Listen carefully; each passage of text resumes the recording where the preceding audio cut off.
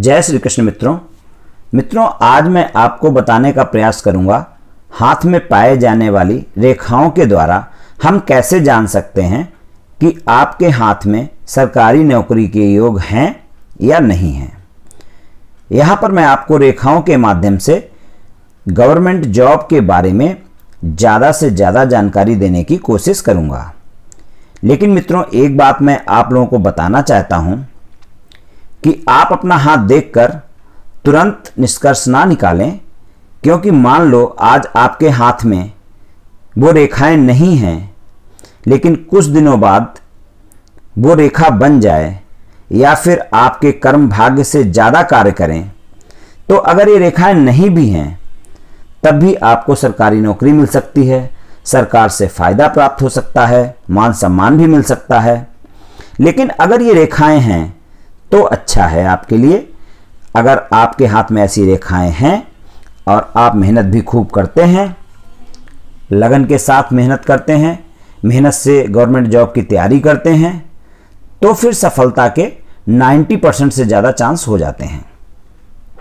तो आइए जानते हैं कि वो ऐसी कौन सी रेखाएं होती हैं। तो सबसे पहले मैं बात करूंगा पर्वतों के बारे में। तो सबसे पहले गुरु पर्वत की बात करते हैं।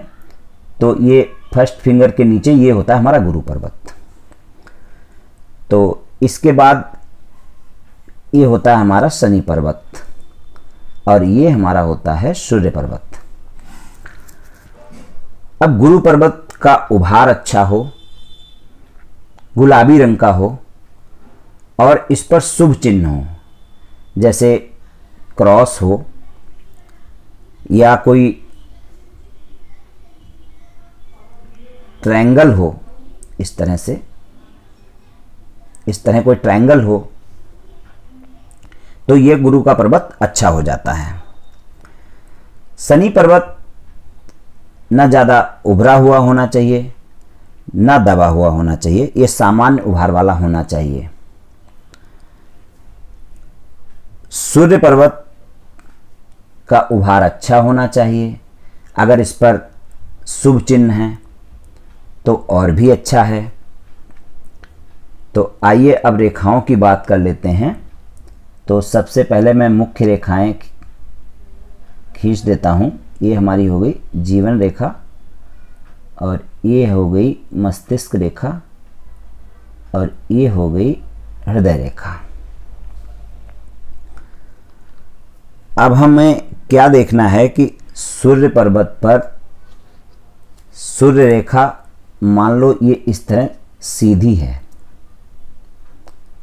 तो ये रेखा अच्छी है,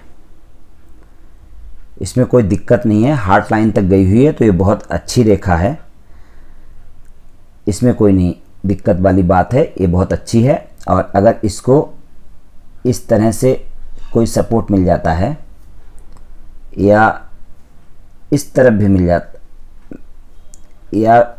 मिल जाता है तो भी अच्छा है, और अगर ये नीचे भी सपोर्ट मिलता है तो भी अच्छा है, तो ये और गुण बढ़ा देती है।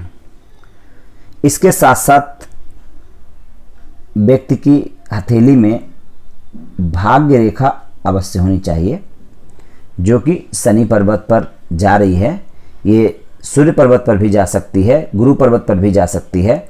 अगर सूर्य पर्वत पर जाती है तो ये फिर और भी अच्छा हो जाता है, गवर्नमेंट जॉब के चांसेस और ज़्यादा अच्छे हो जाते हैं। तो सूर्य पर्वत अच्छा है, सूर्य रेखा उस पर बनी हुई है, एक रेखा है, साथ में ऐसे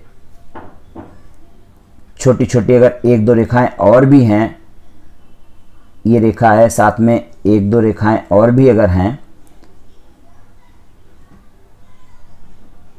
इस तरह से, तो भी कोई दिक्कत नहीं है, ये अच्छी हैं, ये सभी तरह की ठीक हैं रेखाएं। और भाग्य रेखा भी बिना टूटी फूटी कटी फिटी सीधी इस तरह है। और मान लो इससे अगर एक शाखा निकलकर इधर सूर्य पर्वत पर चली जाती है तो और भी अच्छा हो जाता है, मान सम्मान प्रसिद्धि सब कुछ मिलता है। गवर्नमेंट जॉब मिलती है।